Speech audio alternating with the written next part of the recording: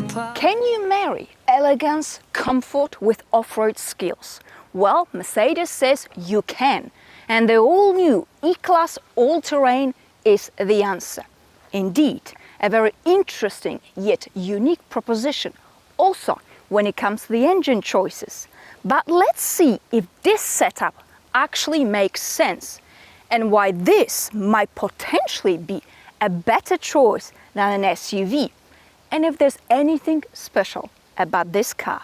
So the all-terrain version is not available in all countries, the UK to name a few. But then again, this is the only Mercedes wagon available in America. When it comes to the engine choices, it all depends which country you're based in. But generally speaking, there are 3 engine choices, starting from 220D, which is a mild diesel. I have reviewed that engine with a regular E-Class saloon. I'll put the link to that video somewhere on the screen. Then we've got 450, which is a 3-litre 6-cylinder, and that is the only engine available in America. Now this is 300DE, which is a turbocharged plug-in hybrid diesel.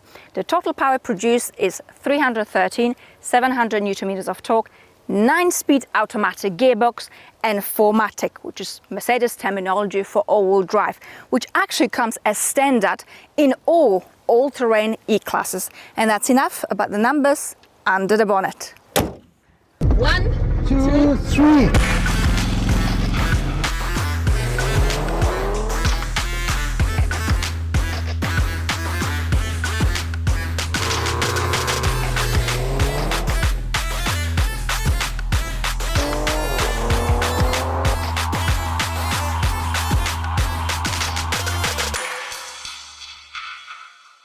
The cabin is looking gorgeous, isn't it? Especially with this soft, beautiful coloring. I know they say that black is back. Is it really? It's boring. Let me put it this way. If a guy turns up on a date with me in a car with this sort of coloring, I'll think there's something special about this man. Anyway, moving on. The quality of the materials, the fit and finish is fantastic.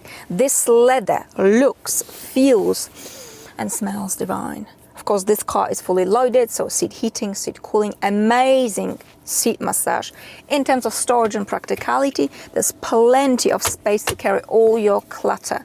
Large cup holders, big door bins, wireless mobile charging, a couple of USB-C ports, so you can shut this to keep it nice and tidy. And speaking of nice steering wheel, no plastic paddle shifters, too bad. But anyway, shortcut buttons.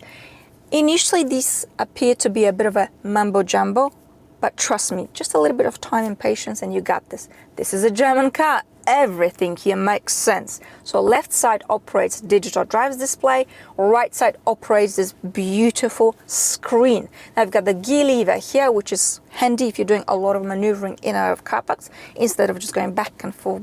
It's right here. Okay, so this is the MBUX, the latest and the greatest from Mercedes. Actually it is, because together with iDrive from BMW, in my opinion, these two are best infotainment systems available on the market. I mean, straightforward, very intuitive, and look at the graphics. I mean, how rapidly it responds to the touch of my finger. And it's just also beautiful to use as well. Of course, if you don't like it, you can plug in Apple CarPlay or Android, but why? Anyway, so that's that. I'll show you some off-road settings actually. So this is all right here, and there's a very cool feature called the invisible bonnet. Look, so I am actually off-road. This car is so confident. Just drive, I know exactly what's underneath me. I mean, even tiny things, it's just amazing. The high resolution camera, so crisp, so precise. I think probably better than my eyes as I'm getting old. Anyway, so that's that. Now, speaking of screen, you can opt for the double screening, but in my opinion, this looks a little bit more elegant, a bit classy. And the double screening does give you a little bit of that reflection. But each to their own, whatever works for you. Overall, I think Mercedes absolutely nailed the cabin. What if I'm not good for you? What if you're not good for me? Yeah. What if I'm not good for you? If you're looking for practicality in terms of boot space, well, here it is. 615 liters of space. You can easily slide items out and put them back in without having to have to lift things like you do in an SUV. And if this is not enough space, you can of course fold the back seats down and get more clutter in. And that's enough about the boot space.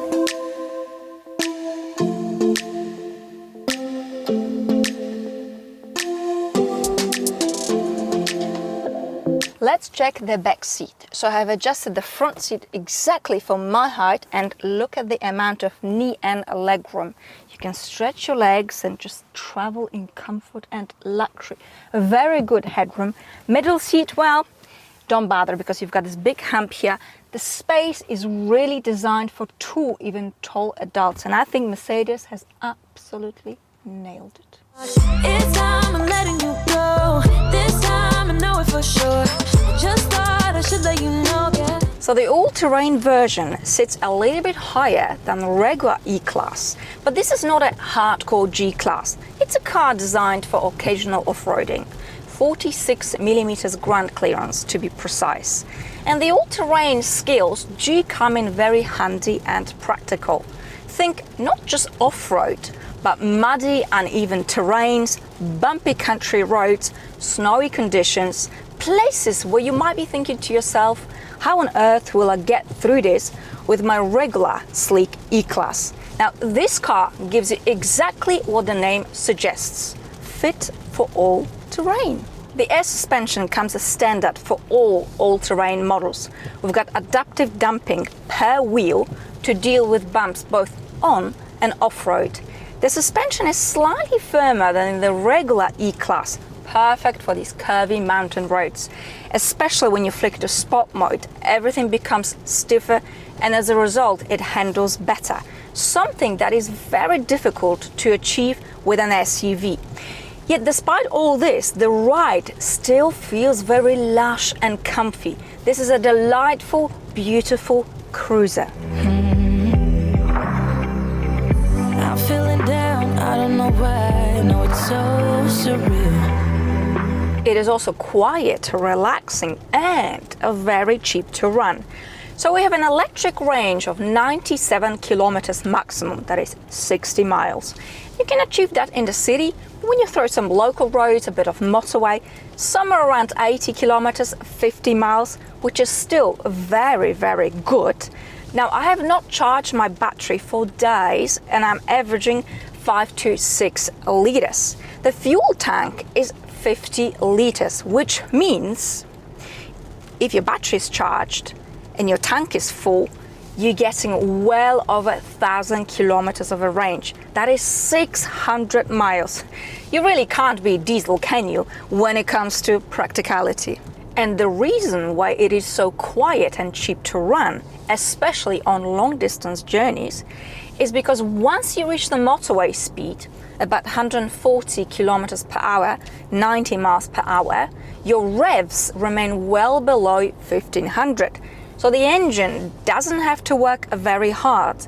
In fact, the engine never lacks power, even when you floor it. It is very responsive, quiet, and well mannered. Yes, the electric motor does give you that extra punch and a great deal of smoothness because it is all well put together. Now, having said all that, I am missing that glorious 3-liter 6-cylinder diesel engine that Mercedes used to produce once upon a time. But time will tell. Let's wait, because all these are new engines. And if you look back a couple of years ago, Mercedes did claim they will go fully electric by, what was it, something crazy, 2030? Well, that idea went straight out of the window, because guess what, Mercedes? We do not need your green fantasies. I know European Union is largely to be blamed for. What we need as customers is reality, practicality, and variety. Another season we leave behind. Another story that's got me. The steering is nice and light, yet right on point. It is easy to maneuver this car in and out of car parks. You've got good overall visibility, fantastic cameras. In fact, I think these cameras are best on the market. Now this is such a great car and really a living example of real-world flexibility. And who says that diesel is inappropriate for the city? Well, now it is not. You'll run on electric only around town and local roads, and then you have this luxurious, efficient and inexpensive diesel for when you travel that tackles all terrains. It doesn't just sound, but it is a true winner. I actually think that E-Class in general, not just all-terrain, gives you such a great value for money, especially if you compare it to the C-Class. Yes, it is more expensive than the C-Class, but the comfort here is just another league.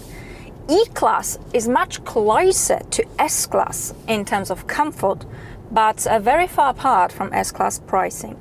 Just some food for thought.